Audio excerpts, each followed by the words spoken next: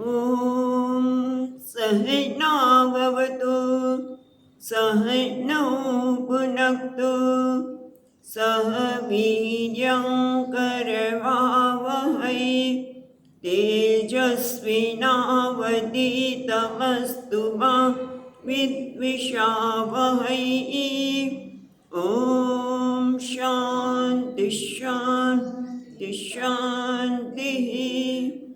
ॐ पूर्णमदः पूर्णमिदं पूर्णात् पूर्णमुदच्यते पूर्णस्य पूर्णमादाय पूर्णमेवावशिष्यते। ॐ शान्ति शान्ति शान्तिः। श्रुतिस्मृतिपुराणानाम् आलयं करुणालयं नमामि भगवत्पादं शङ्करं लोकशङ्करं शङ्करं शङ्कराचार्यं केशवं बादरायणं सूत्रभाष्यकृतौ वन्दे भगवन्तौ पुनः पुनः। ईश्वरो गुरुरात्मेति मूर्तिभेदविभागिने व्योमवद्व्याप्तदेहाय दक्षिणामूर्तये नमः। ॐ पार्थाय प्रतिबोधितां भगवता नारायणेन स्वयं व्यासेन ग्रथितां पुराणमुनिना मध्ये महाभारतम् अद्वैतामृतवर्षिणीं भगवतीम् अष्टादशाध्यायिनीम् अम्ब त्वामनुसन्दधामि भगवद्गीते भवद्वेषिणीम्। यं ब्रह्मा वरुणेन्द्ररुद्रमरुतः स्तुन्वन्ति दिव्यैस्तवैः वेदैः साङ्गपदक्रमोपनिषदैः आयन्ति यं सामगाः ध्यानावस्थिततद्गतेन मनसा पश्यन्ति यं योगिनः यस्यान्तं न विदुःसुरासुरगणाः देवाय तस्मै नमः।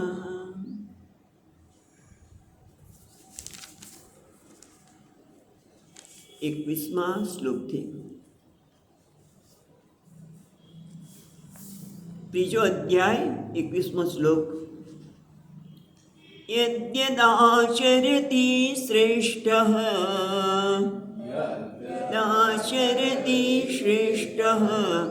तत्तदेवेतरो जनः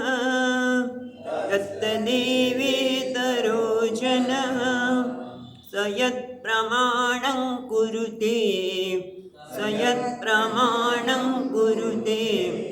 लोकस्तदनुवर्तते न मे पार्थास्ति कर्तव्यं त्रिषु लोकेषु किञ्चन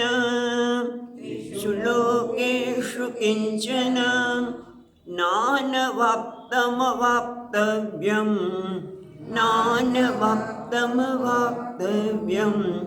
वर्त एव च कर्मणि।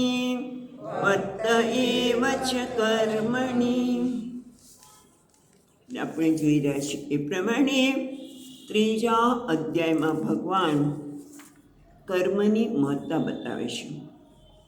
કારણ કે બે વસ્તુ છે કે જેવું વાવો તેવું લણો। જે કંઈ આપણે વાવ્યું હોય એ જ આપણે લણી શકીએ। પછી ઘણી વખત આપણે ફરિયાદ કરતા હોઈએ કે મેં તો આ જિંદગીમાં ક્યારેય અધર્મનું પાલન નથી કર્યું, ધર્મના માર્ગે છું, લોકોનું કલ્યાણ થાય, બધાનું કલ્યાણ થાય એવું જ ઈચ્છું છે, છતાં મને આવો રોગ કેમ આવ્યો, મને આમ કેમ થયું? ક્યાંક એવું હશે કે જે આપણે કર્યું છે. માટે પણ આપણું કર્મ કેવું હોવું જોઈએ એ આપણને બહુ સરળતાથી, તમે પોઝિટિવ થિંકિંગ કરો ને આમ કરો, એની સરળ કર્મયોગ. જેના જીવનમાં આ કર્મયોગની ભાવના આવી ગઈ એ એનું કર્મ સહજતાથી એના કરવામાં હંમેશા એક કહેવાય ને પ્રેમની ભાવના હોય, કોઈની પાસે લેવાની નહીં આપવાની ભાવના હોય, એના જીવનમાં હંમેશા કૃતકૃત્યતા, ધન્યવાદ જ હોય. કે કોઈના કોઈ પણ કશું જ કરે તો એના હૃદયમાંથી એના માટે ધન્યવાદ થઈ જાય, એનામાં એનું કલ્યાણ થાવ એવું થઈ જાય, પછી કર્મ સરસ થવાનું જ છે ને. અને એ બતાવતા ભગવાને કહ્યું કે આ બધે સર્વત્ર આ કર્મયોગ એટલે સમર્પણની ભાવના, આપવાની ભાવના. એ પણ આપણે 2 શ્લોક દ્વારા જોઈ હતી. તસ્મા સર્વગતમ બ્રહ્મ નિત્ય યજ્ઞ પ્રતિષ્ઠિતમ. અને જે આ કર્મયોગ ભાવનાથી કર્મ કરતો નથી એ તો કેવું છે? અઘાયુઃ. એનું આયુષ્ય તો નકામું છે, એ જીવી રહ્યો છે પણ એ વૃથા જીવી રહ્યો છે. અને પછી 17 અને 18મા શ્લોકમાં આપણને જે આત્મજ્ઞાની છે, જેને કર્મની આવશ્યકતા જ નથી, એને કારણ કે પોતાનાથી જ એ સંતુષ્ટ છે, એટલા માટે એને આ જગતમાંથી કંઈ મેળવીને કંઈ મેળવવાનું પણ નથી કે કંઈ ગુમાવવાનું પણ નથી. છતાં તસ્માત અસક્ત સતતમ કાર્યમ કર્મ સમાચરમ. આવું હોવાથી હવે જ્ઞાની જેવું પણ તારે બનવું હોય ને અર્જુન, તો તારે પણ સતત કાર્ય કરવું જોઈએ. કેવી રીતે? અસક્ત. અસક્ત એટલે કર્મ ફળમાં આસક્તિ નહીં. કર્મફળનું નિર્ણય કર્યા વગર તો કોઈ કર્મ થાય જ નહીં. આપણે વાત કરતી કે મંદોપી પ્રવર્તતે, મને આ કર્મ કરીશ તો આવું ફળ મળશે, એ તો બધાની ઈચ્છા હોય જ, ભગવાનની પણ છે. કેમ એને દુર્યોધનને કે કોઈ ભીતને ન કીધું આ જ્ઞાનનો ઉપદેશ? એને ખબર છે કે અર્જુનને આપીશ તો આ જ્ઞાન લોકો સુધી પહોંચશે. પ્રચયમ ગમિષ્યતિ. એ તો બધાની ઈચ્છા હોય. જ્ઞાની જ્યારે કોઈને જ્ઞાન આપતો હોય તો એને એમ થાય કે આ લોકો સુધી, બધા ઘણા લોકો સુધી આ જ્ઞાન પહોંચે, પણ એમાં આસક્તિ રહી પહોંચે, પ્રયત્ન છે. બાકી બધું જે ભગવાન કરે છે શીખે છે. પહેલેથી આ પ્રકારની સમજ સાથે જ એ કર્મ કરે છે. એટલે તું કર્મ કર અને સારી રીતે કર્મ કર. આળસ રાખ્યા વગર તારી પાસે જે શક્તિ છે એ શક્તિનો ઉપયોગ કરીને કર, તો તું પરમની પ્રાપ્તિ કરીશ. અને ત્યાર પછી ભગવાને એમ પણ બતાવ્યું કે જનક વગેરે પણ કર્મ કરતા હતા, કારણ કે સંસિદ્ધિમ જનકાદય સંસિદ્ધિમ આસ્થા જનકાદય લોકસંગ્રમ્યેવાપી સંપશ્યન કર્તુમર્હસી. અર્જુન, ત્યાં લોકસંગ્રહ માટે શંકરાચાર્ય કહ્યું ઉન્માર્ગ. એ અર્જુન, જો તું કર્મ નહીં કરે તો શું થશે તો આગળ બતાવ્યું. શરીર યાત્રા પણ નહીં ચાલે. પણ જો તું જ્ઞાની હોય, જનક વગેરે જવા માટે પણ તો પણ કર્મ કરવું જોઈએ, કારણ કે બધા શાસ્ત્રમાં કર્મ કરવું આવશ્યક બતાવે છે. ન્યાયશાસ્ત્ર હોય તો પણ કહે છે કે જીવનમાં પ્રવૃત્તિ કર્મ આવશ્યક છે, કારણ કે દેહને ટકાવવા માટે. અને એ પ્રવૃત્તિ કેવી? ધર્મ અને પ્રવૃત્તિ કોઈ પણ કરો એટલે કાં તો ધર્મ હોય, ધર્મના પ્રમાણે થતી હોય, કે અધર્મની રીતે થતું હોય. પણ ધર્મના રીતે કરીને, ધર્મના માર્ગે જઈને પ્રવૃત્તિ કરીને શરીરને સ્વસ્થ રાખો અને જીવનમાં સુખ મેળવવા માટે જરૂરી છે. ધર્મનું આચરણ જરૂરી છે એવું કોણ કહે છે? ન્યાયશાસ્ત્ર. તો વૈશેષિક આ બધા શાસ્ત્રની વાત કરીએ, મતોની વાત કરીએ કે જ્યાં બધા કહે છે કે કર્મ તો થવું જોઈએ, પ્રવૃત્તિ તો જીવનમાં હોવી જ જોઈએ. ઘણી બધી વખત ઘણા લોકો એવું કરતા હોય છે કે ભાઈ હવે તમારે બહુ કર્મ કર્યું, નથી કરવું. એટલે બેસી રહેશો તો શું થશે? કીધું આ શરીરની યાત્રા પણ નહીં ચાલે. એટલે શરીર આપ્યું છે, શક્તિ આપી છે, તો પ્રવૃત્તિ હોવી જ જોઈએ. પણ કેવી રીતે? ધર્મના આચરણ પ્રમાણે. એટલું જ નહીં, વૈશેષિકો પણ કહે છે કે અભ્યુદય અને નિશ્ચયની, અભ્યુદયની પ્રાપ્તિ માટે કે નિશ્ચયની પ્રાપ્તિ માટે પણ પ્રવૃત્તિ જરૂરી છે. અને કેવી રીતે? ધર્મનું આચરણ પ્રમાણે. સાંખ્ય પણ કહે છે કે વિવેકને જાગૃત કરવા માટે પણ કર્મ આવશ્યક છે. તું કર્મ કરીશ તો તને ખબર પડશે કે તું ક્યાં છે.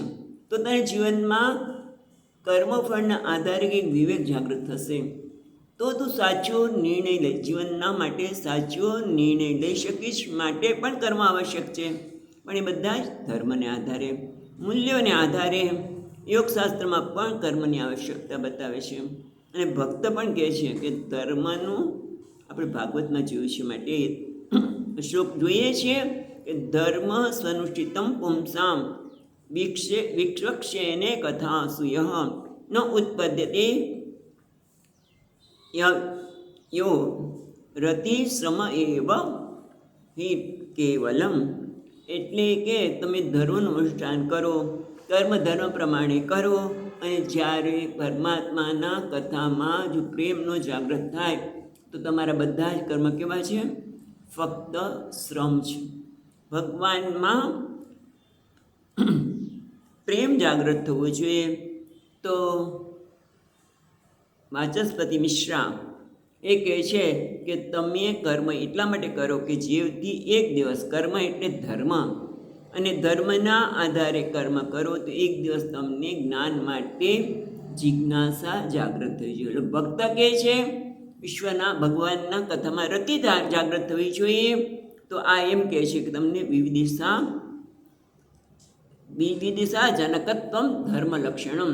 એટલે તમે કર્મ કરો ધર્મને આધારે, એક દિવસ વિવિધિશા એટલે આત્માને જાણવાની ઈચ્છા, હું કોણ છું એ જાણવાની ઈચ્છા, એને સાંભળવાની મળતો આનંદ, આ થવું જોઈએ. એ ટૂંકમાં તમે ધન પ્રાપ્તિ માટે, ભોગની પ્રાપ્તિ માટે હોય, પ્રતિષ્ઠા માટે હોય, પણ તો પણ કે ભગવાનની પ્રાપ્તિ માટે હોય, પણ દરેક કર્મ ધર્મને આધારે કરશો તો શું થાય? યોગશાસ્ત્રમાં એવું પણ કે દોષા અપહરણમ અને ગુણ આધાનમ. કર્મ શેના માટે છે? તો કે આપણામાં રહેલા દોષને દૂર કરવા માટે અને ગુણનું આધાન કરવા માટે કર્મ છે. એટલે ટૂંકમાં ભગવાન કહે છે કે અર્જુન, જનક વગેરે પણ બધાને કંઈ મેળવવાનું નહોતું, પણ લોકો ઉન્માર્ગે ન જાય. આપણે વાત કરી છે પેલા માલવ્યાજીની કે આપણે યદ્યદ આચરતી શ્રેષ્ઠ, લોકો ઉન્માર્ગે ન જાય એટલા માટે. અને તું જે કંઈ કર્મ કરીશ તું શ્રેષ્ઠ પુરુષ છે, એટલે તને જોઈને બીજા તને પ્રમાણ માનવાના છે. નહીંતર શું થશે આપણે પછી જોઈએ.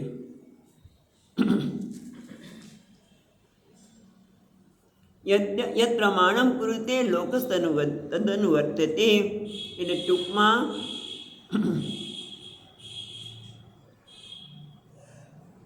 એ અર્જુન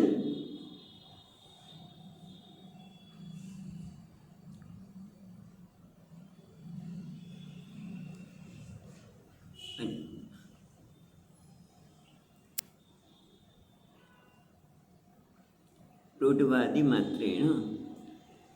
અર્જુન, તું ક્ષત્રિય છે અને તારો ધર્મ પ્રજાનું રક્ષણ કરવાનું છે. તું રક્ષણ નહીં કરે તો બીજા પણ તારું જોઈને એ જ કરવાના છે. અને આપણે વાત કરી હતી કે ઓલા માલવ્યાજી દરરોજ સંધ્યાવંદન કરે. એક દિવસ એમણે સંધ્યાવંદનમાં જરાક ટૂંકાવી નાખ્યું, તરત જ એના પૌત્ર બીજા દિવસે એની પૂજા ટૂંકાવી નાખી. કારણ કે જેવું વડીલ કરવાના એ જ એને અનુસરીને બાળકો કરવાના. મોટો ભાઈ જે કરશે એ જ એના નાનો ભાઈ કરવાનો. એટલે દરેક એક નાનામાં નાનું બાળક પણ શ્રેષ્ઠ પુરુષ છે. દરેકનું કર્મ એ જવાબદારીપૂર્વકનું હોવું જોઈએ. પછી આપણે 22મા શ્લોકમાં જોતા હતા. નમે પાર્થાસ, 12મી શ્લોક સુધી આપણે જોયું હતું ગઈ વખતે. નમે પાર્થાસ્તિ કર્તવ્યમ ત્રિષુ લોકેશુ કિંચન નાન વાપ્તમ. ચોપડી નથી તમારી પાસે? નાન વાપ્તમ વાપ્તવ્યમ. ચોપડી હોય તો ખુલ્લી રાખો તો આપણે શબ્દથી પરિચિત થઈએ. ક્યારેક ઘરે બેસીને આનું અધ્યયન કરીએ તો આપણે યાદ આવે. ખાલી શ્લોક વાંચીને મૂકી નહીં દેવાનું. તો શું થશે કે શબ્દની સાથે રહીશું તો આપણે ઘરે જ્યારે ગીતાજીનું પાઠ કરતા હશું તો તરત જ એ શબ્દનું અનુસંધાન થશે.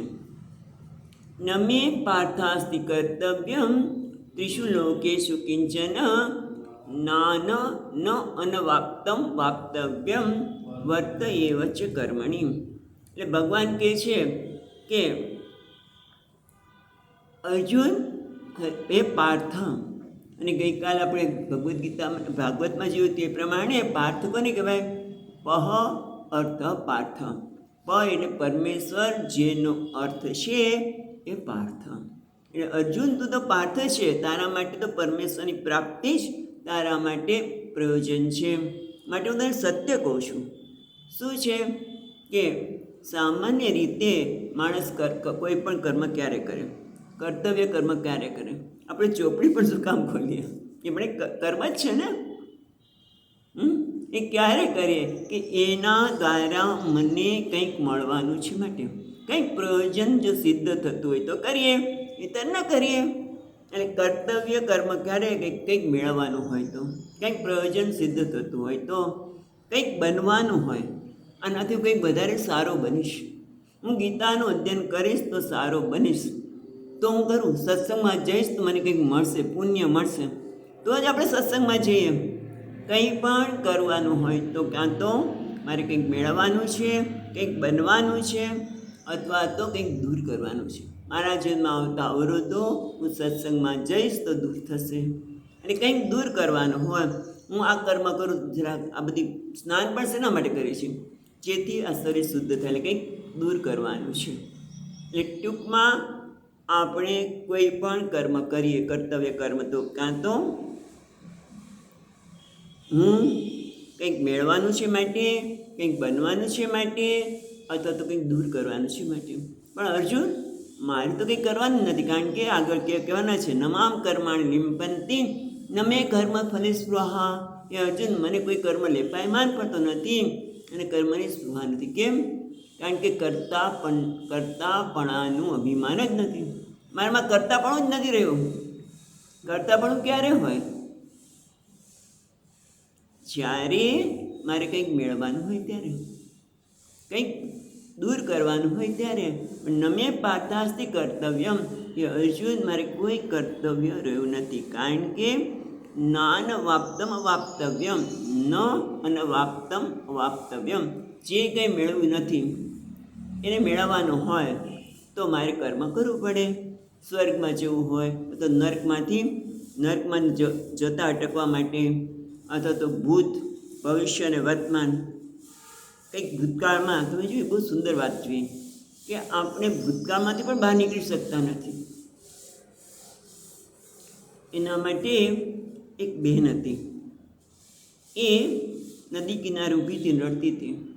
બે સાધુ ત્યાંથી નીકળ્યા. સાધુ કે, બેન તમે કેમ રડો છો? તો કે ભાઈ, કે મહાત્માજી, હું સામે કિનારે રહું છું. સામે કિનારેથી અત્યારે અહીંયા પાણી એટલું બધું નદીમાં હતું નહીં, હું અહીંયા આવી ગઈ, મારું કામ કરી લીધું, પાછું જવું છે, પાણી વધી ગયું છે, હું કેવી રીતે જાઉં? તો કે કંઈ નહીં માં.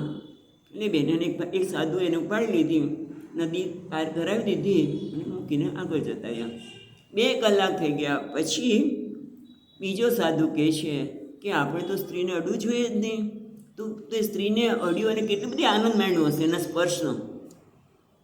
પેલો સાધુ કહે છે કે એટલે 2 કલાકથી ભૂતકાળ થઈ ગયો એ તો હજી તારા મનમાંથી ભૂતકાળ ગયો જ નથી. હું તો ભૂલી ગયો છું. પણ આપણે ભૂતકાળને ભૂલી શકતા નથી. મેં આમ કર્યું, મેં પેલું થયું, આ ન કર્યું હોય તો, અને કાં તો ભવિષ્ય. અને કંઈક ને કંઈક ભૂતકાળમાંથી આપણે કંઈક છોડવા માગીએ છીએ, ભવિષ્યને પણ કંઈક મેળવવા માગીએ છીએ, ભૂત, વર્તમાન, ભવિષ્ય, પણ આમાંથી મારે કંઈ મેળવવાનું નથી. ભગવાન કહે છે ભૂત, ભવિષ્ય, વર્તમાન એમાંથી પણ આપણે કંઈક ને કંઈક મેળવવાનું કે છોડવા માટે પ્રયત્ન કરતા હોઈએ. ભાઈ આ વિચારમાં ન આવવા જોઈએ એ છોડવા માટે પ્રયત્ન કરીએ છીએ. પણ ભૂતકાળ, ભવિષ્ય, વર્તમાનને પણ ભૂલી ગયા, કંઈ જરૂર નથી. છતાં વર્ત એવ ચ કર્મણી, ઊંઘ છતાં પણ કર્મમાં પ્રવૃત્ત છું. કેમ? એના માટે અહીંયા સરસ બતાવે છે. એક તો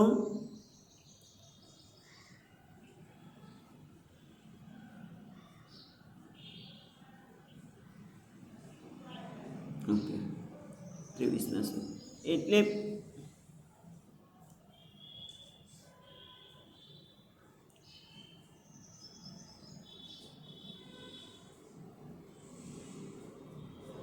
અહીંયા પાર્થ કરીને મધુસૂદનજી મહારાજ કહે છે કે તું તો વિશુદ્ધ ક્ષત્રિય વંશમાંથી ઉત્પન્ન થયેલો છે અને તેથી તું મારા સમાન જ છે.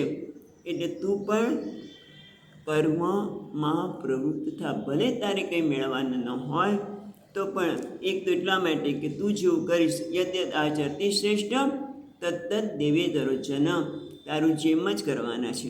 અને કદાચ તું એમ માનીશ કે હું તો મારે કંઈક મેળવવાનું છે જ નહીં, કારણ કે કર્તવ્ય પણ નથી મારે, કારણ કે મારે કંઈ મેળવવાનું નથી, છતાં પણ જો તું કર્મ નહીં કરે તો કયા પ્રકારનો દોષ ઉત્પન્ન થશે. એટલે કે છે તથા ચ કો દોષે ત્યાં હા, જો તું કર્મ નહીં કરે તો કયા પ્રકારનો દોષ થશે. તો કહે છે આગળ પછીના શ્લોકમાં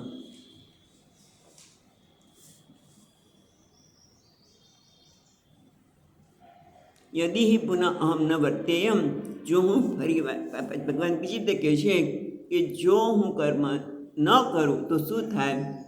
23મા શ્લોકમાં કહે છે, 23મો શ્લોક, યદિ ક્ષયમ ન વર્તેયમ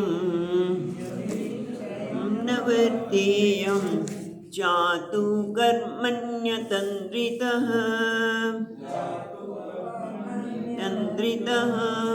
મમ વર્તમાનુવર્તન્તે મનુષ્યઃ પાર્થ સર્વશઃ.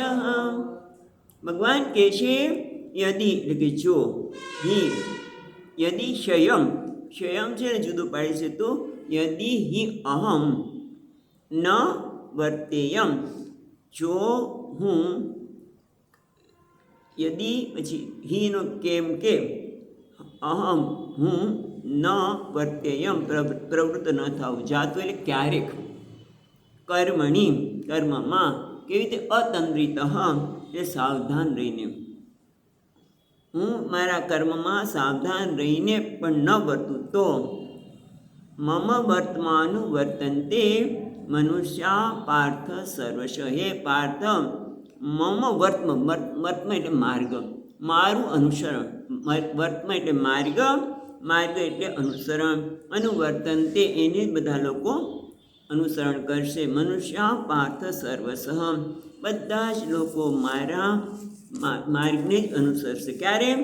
કે જો કેમ કે જો હું મારા કર્મમાં સાવધાન રહીને પણ અતંદ્રિત, અને ખબર છે કે હું કર્મ નથી કરતો, છતાં પણ લોકો બધા મારા માર્ગને અનુસરીને જ કર્મ કરવાના છે.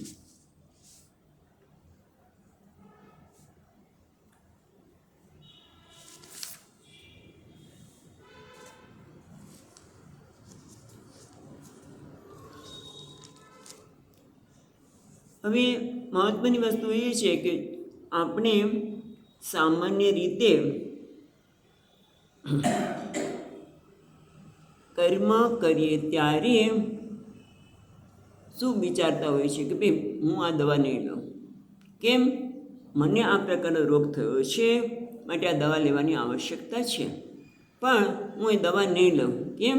કારણ કે આવી જ દવા પેલા વ્યક્તિ લીધી તેને મરી ગયો, એટલે હું દવા નહીં લઉં, હું નહીં ખાઉં, કારણ કે ખાવાથી માણસ મરી જાય, બહુ ખાય તો મરી જાય, આવું કંઈક સાંભળ્યું હોય અને માણસ ખાવાનું છોડી દે. એવી રીતે આ જોયેલું છે. હા, કે હું તો બોલતી જ નથી ઘરમાં. કેમ? હું બોલું તો બંને સાસુઓ વચ્ચે ઝઘડા થાય ને, એટલે બોલવાનું જ નહીં. આ કયા પ્રકારનો નિર્ણય છે? કારણ કે આનાથી કોઈ સમસ્યાનું નિરાકરણ થતું નથી.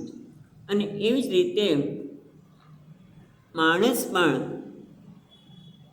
સામાન્ય રીતે આવી રીતે કર્મ ટાળવાનો પ્રયત્ન કરતો હોય છે.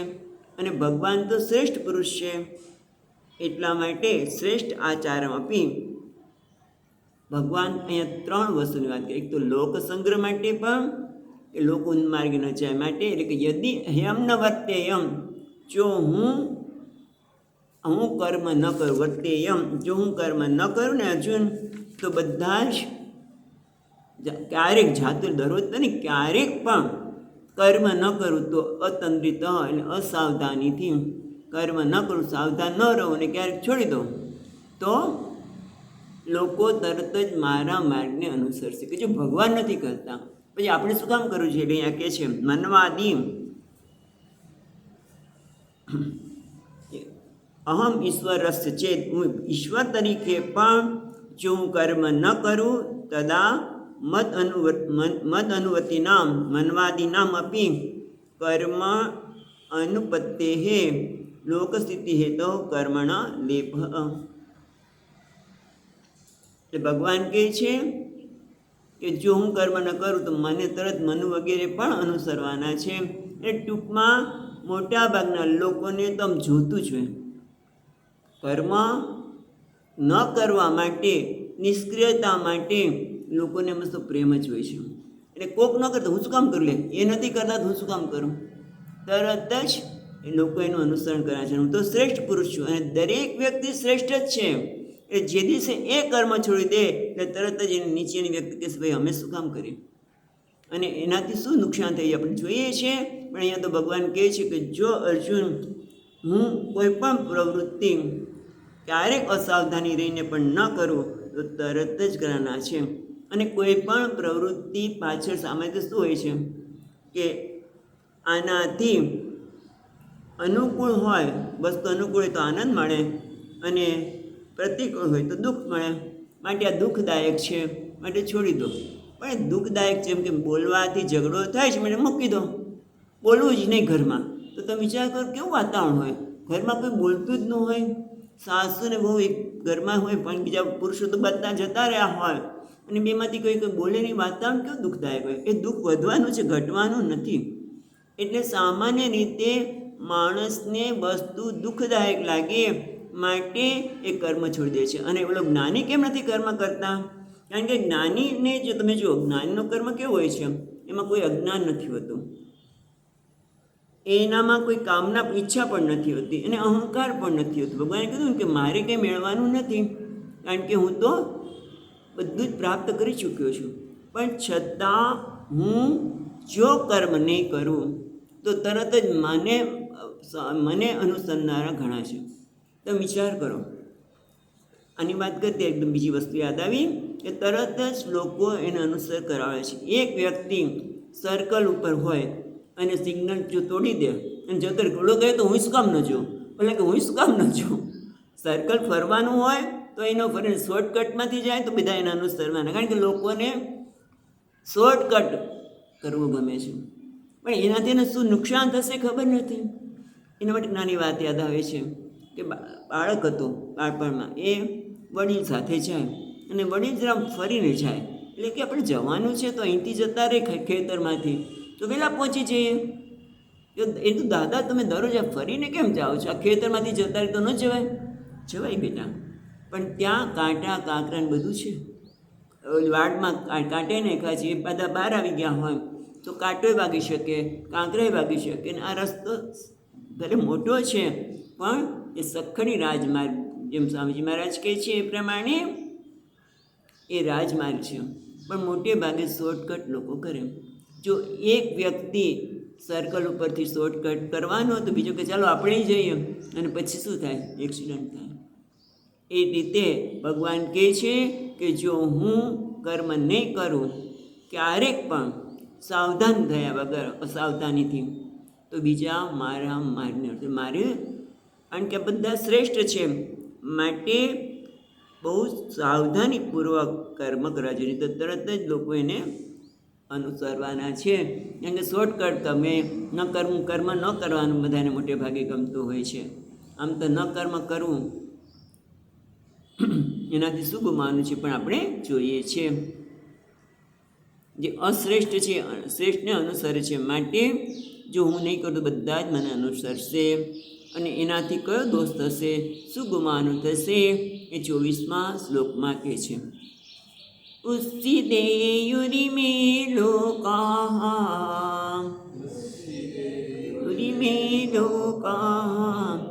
ન કુર્યામ કર્મ ચેદહં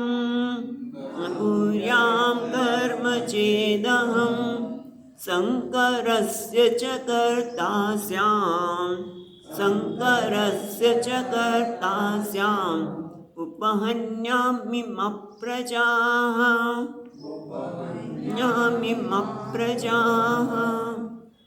એટલે કે છે ઉત્સિદેયુરિમે લોકાઃ ન કુર્યામ કર્મ ચેદહં.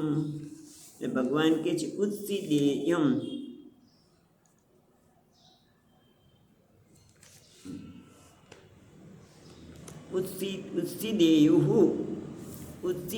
ઉત્સિદેયુરિમે લોકા એટલે ઉત્સિદેયુ એટલે નાશ પામે, ઇમે એટલે આ, લોકાઃ એટલે લોકો, ન કુર્યામ કર્મ ચેદહં ન કુર્યામ કરું કર્મ, હું ક્યારેક જો કર્મ ન કરું તો હું આ લોકોના નાશ માટેનું કારણ બનીશ.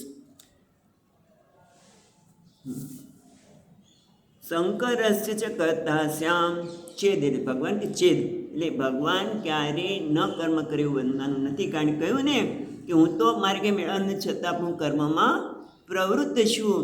એમ અહીંયા પણ ભગવાન છેદ, જો હું કર્મ ન કરું તો હું લોકોનો નાશ કરનારો બનું. એટલું જ નહીં, શંકરસ્ય ચ કર્તા સ્યામ, હું શંકર એટલે વર્ણ સંકરતાનો કર્તા બનું. એટલું જ નહીં, ઉપહન્યા ઇમા પ્રજાઃ અને આ પ્રજાનો નાશ કરનારો બનું. એટલે જો હું કર્મ ન કરું તો લોકોનો નાશ થાય, વર્ણ સંકર કરતા થાઉં અને પ્રજાનો નાશ કરનાર બનું.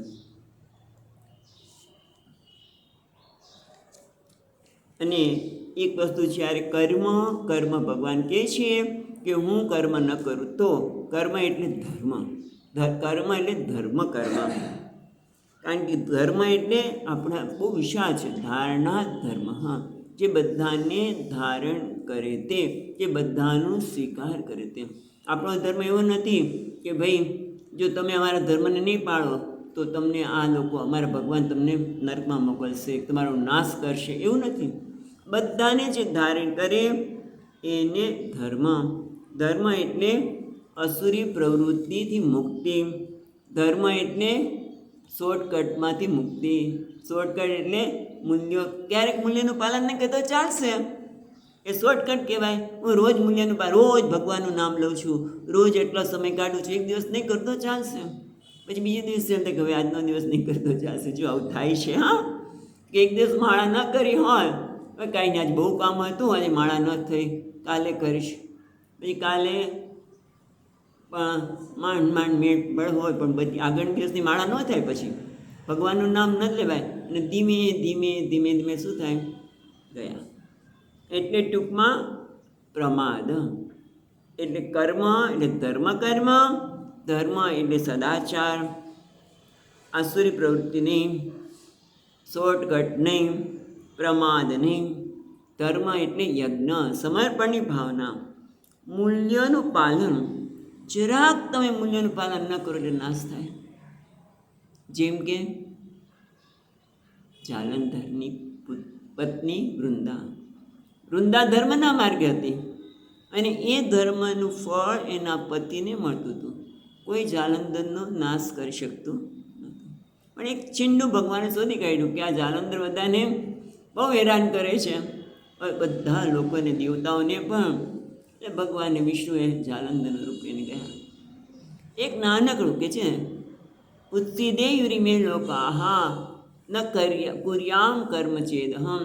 જો કર્મ ન કરું તો લોકોનો નાશ કરું. ધર્મના પ્રમાણે, મૂલ્યોના આધારે હું કર્મ ન કરું તો નાશ કરનાર બનું. જેમ વૃંદાએ એક ધર્મ ચૂકી ગઈ, જાલંધરનો નાશ થયો.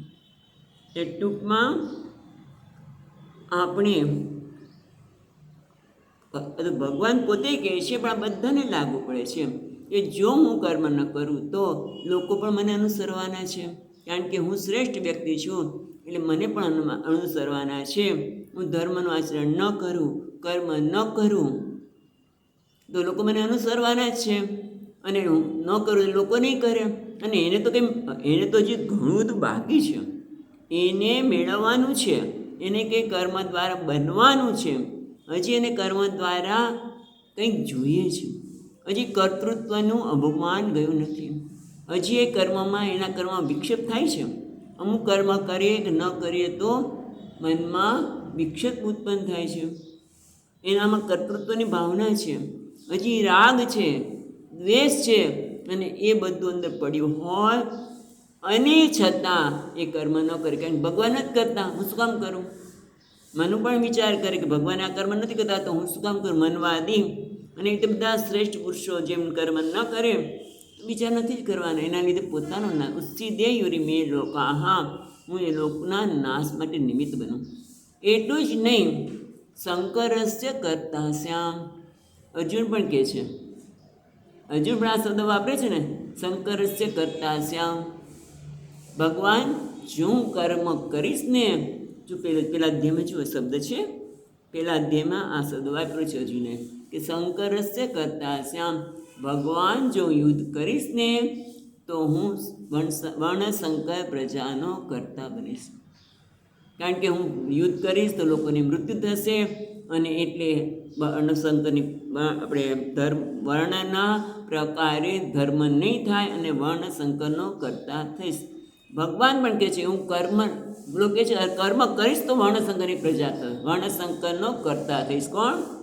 અર્જુન કહે છે હું યુદ્ધ કર્મ કરીશ તો શંકરસ્ય કર્તા શ્યામ. ભગવાન કહે છે કર્મ નહીં કરું તો શંકરસ્ય કર્તા શ્યામ. શંકર કોને કહેવાય ભાઈ? શંકર ખેડૂતને ખબર છે. શંકર કોને કહેવાય? વર્ણશંકર. પેલું જે કે એક કલમ કે આંબાની હોય અને બીજાની હોય, અને બેને ભેગા કરી અને કંઈક આંબો બીજો બનાવે ને, એવું કંઈક હોય છે ને કેરીમાં, એવું છે ને. બે વસ્તુ જુદી જુદી ભેગી કરી અને જુદું બનાવે.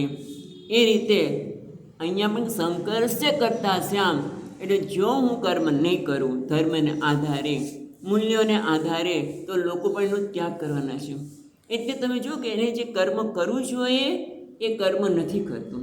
એને મૂલ્ય તો થોડું ઘણું તો હશે. એટલે વર્ણશંકર જે અત્યારે આપણે જોઈએ છીએ, બ્રાહ્મણ અને બ્રાહ્મણની છોકરી હોય અને છોકરો હોય અને બીજી જ્ઞાતિના હોય, એટલે એ કેવા છે? એના કર્મ એના બાળકો માટે શંકરસ્ય કરતા શ્યામ જે અત્યારે આપણે જોવા મળે છે તે. કારણ કે કયું કર્મ પાલન કરવું?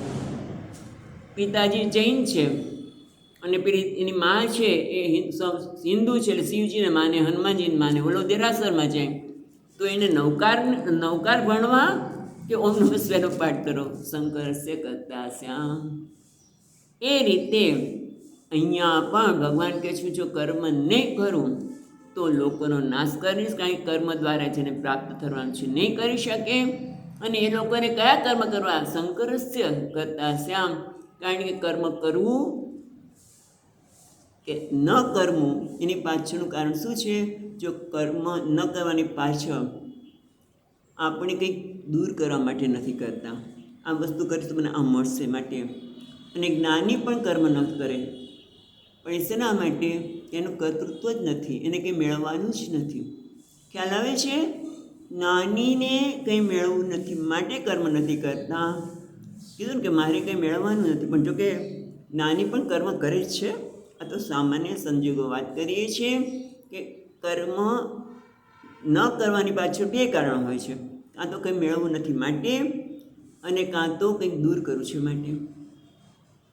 અને કરીએ છીએ ત્યારે પણ કંઈક લેવા માટે. પણ જો સ્પષ્ટતા ન હોય તો કેવું સંકરસ્ય કર્મમાં પણ વર્ણ સંકરતા આવી શકે, અને એના કારણે ઉપહન્યામીમાં પ્રજા, હા, આ બધી પ્રજાનો નાશ કરનારો બનો, હણનારો બનો. ટૂંકમાં મહત્ત્વની વસ્તુ તો એ છે કે ઘણી વખત આવું બને છે કે હું જે કર્મ કરું મેં ઉદારતા હોય, ભલે મારે ન જોતું હોય તો બીજા માટે તો કર્મ કરું. આવું બનેલું છે. એક વ્યક્તિ સીએ, અને સીએ હોય તો કેટલા બધા એને પૈસા મળે નોકરી કરે તો. પણ મારી હું એકલો જ રહું છું, મારી જરૂરિયાત કેટલી છે અત્યારે 5,000ની. સીએને મહિને કેટલા ઘણા બધા મળે ને. ભાઈ મારે તો 5,000માં બહુ સારી રીતે જીવન ચાલી જાય છે, સાદગી છે, હું સત્સંગ કરું છું, અને મારા જીવનમાં કોઈ મોજ શોખની જરૂરિયાત દેખાતી નથી. માટે હું શું કામ નોકરી કરું? હું સીએની નોકરી શું કામ કરું? બસ હું નાની પટાવાળી નોકરી કરીશ, ચાલે. તારી પાસે સીએનું જ્ઞાન છે અને તું એક પટ્ટાવાળાની નોકરી કરીને સંતોષ માની લે, તો એ તો કેવી છે? સંકુચિતતા છે. ભલે મારી જરૂરિયાત ઓછી છે, પણ છતાં મારી પાસે પૈસા વધારે આવે તો હું લોકોને ઉપયોગી થાઉં. આ ધર્મ એટલે મારી પાસે જે કંઈ છે એનાથી મને અને મારી સાથે લોકોને કેવી રીતે ઉપયોગી થાવ, એની પણ ઉન્નતિ થાય, એ કર્મ પાછળનો હેતુ છે. પણ જ્યારે આ સમજણ ન હોય તો શું થાય? પોતાનું તો નુકસાન કરે જ છે. જે મને સીએ છે અને સીએનું કામ કરતો નથી, અને એટલું બધું ભણ્યો છે, એટલી બુદ્ધિનો વિકાસ કર્યો છે, જેના લીધે બીજાને ઉપયોગી થઈ શકે, એ છોડી દે. એવું જ છે અહીંયા કંઈક. ભગવાન કહે છે કે જો હું કર્મ નહીં કરું તો લોકો મને અનુસરશે, અને નહીં કરવાથી એની જે ઉન્નતિ થવી જોઈએ. કારણ કે કર્મ કરવા માટે અધિકારી કોણ છે? મનુષ્ય છે. અને એ કર્મ દ્વારા પરમ આપનોતી પુરુષે ભગવાન આગળ કહ્યું ને કે તમે તું અર્જુન આ રીતે કર્મ કરીશ તો પરમની પ્રાપ્તિ થશે, તું શ્રેષ્ઠમાં શ્રેષ્ઠ જીવનમાં પ્રાપ્ત કરી શકે એટલી શક્તિ કર્મમાં છે. પણ કઈ રીતે કરવું? અસક્ત કર્મ જે આગળ કહ્યું એ પ્રમાણે.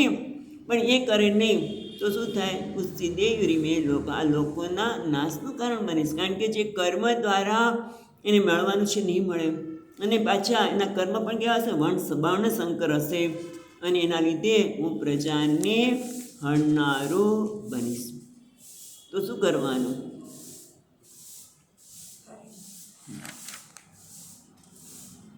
ઉપહન્યામીજા પ્રજા મમ ઈશ્વરસ્ય અનપઉપાય આપાદે યદિ પુનઃ.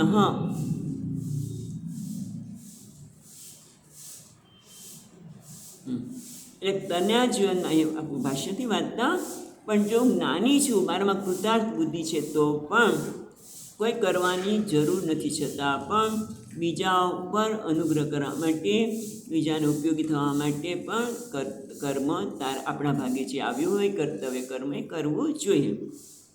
હવે આગળ કહે છે, હવે કોના માટે કહે છે?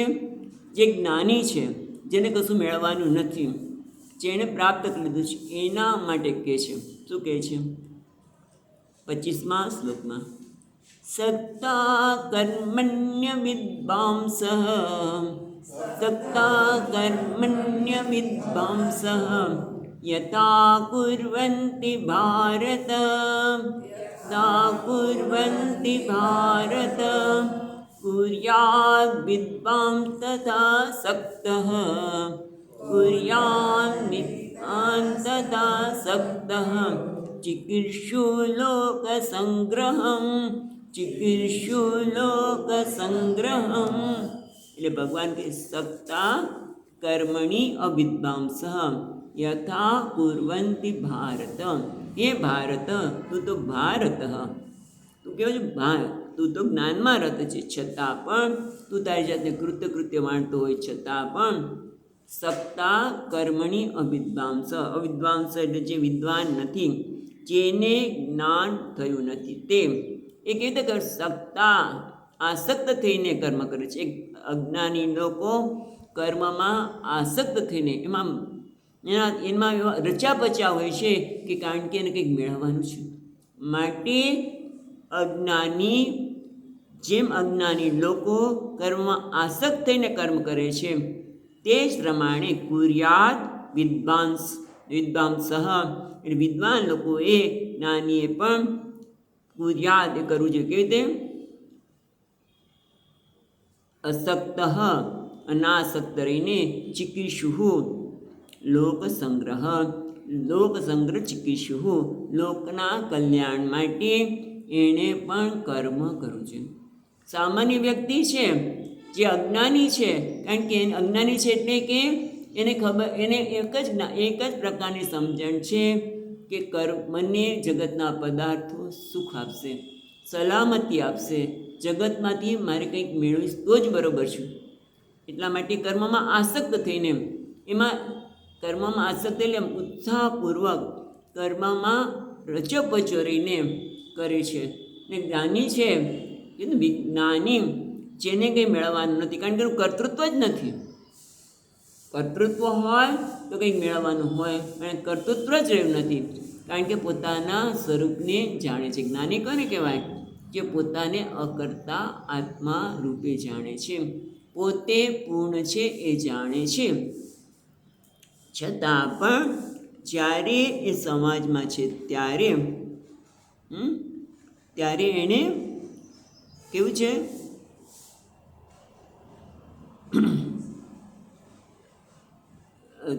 ત્યારે એ સમાજમાં છે ત્યારે અસક્ત છે એવું કહેવાની જરૂર જ નથી, કારણ કે આ આસક્તિ કરી શકે જ નહીં. કારણ કે નાની શબ્દ વાપર્યો છે, અસક્ત અનાસક્ત રહીને, એટલે કંઈ મેળવવાનું નથી. છતાં પણ લોક સંગ્રહ અર્થે લોકોનું કલ્યાણ માટે, લોક કલ્યાણ એટલે શું?